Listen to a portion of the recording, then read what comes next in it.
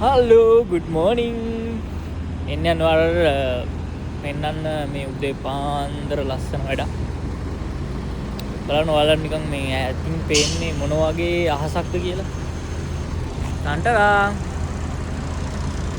කොහොමද අහසේ ලස්සන